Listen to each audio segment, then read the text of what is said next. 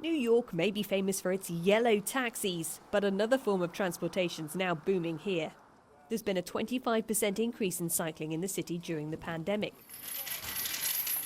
But it's led to scenes like this. Multiple bikes chained to lampposts and flower beds because there just aren't enough official bike parking spaces.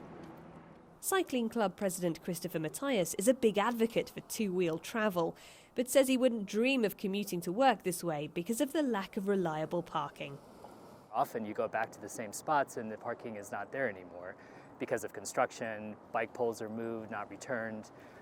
They've done a very good job with bike lanes, but the infrastructure for the bike parking has not increased. So I would like to see spaces that are safe, well lit, maybe even sheltered in some ways. The campaign group Transportation Alternatives has now started a petition calling for the Mayor of New York, Bill de Blasio, to invest in more bike racks. Even before the pandemic, the city counted nearly 1.6 million cyclists, but it has just 56,000 dedicated bike parking spots. And even though more households in New York own a bike than a car parking spaces outnumber cycle spaces by 100 to 1. Experts in urban planning say it's a problem that could be simple to fix. Everybody's used to the idea that we get to store private cars on the street, and you could store a dozen bicycles in the same amount of space that a single car is stored.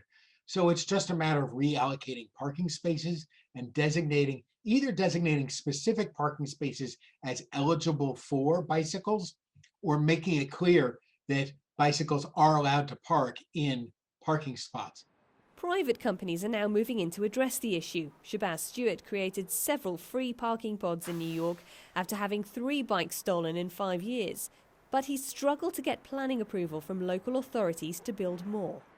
We have financing lined up, we have enthusiasm from communities. What we lack is buy-in from City Hall, right? There's so much red tape that prohibits entrepreneurial green infrastructure development. And what we need is to confront that and to dismantle it where appropriate so that we can build the infrastructure of tomorrow. New York's Department of Transportation says it does take bike parking very seriously and built more than 1,000 new spaces last year. But cycling groups still hope the city will gear up their efforts to put cycles before cars. Sarah Walton, CGTN, New York.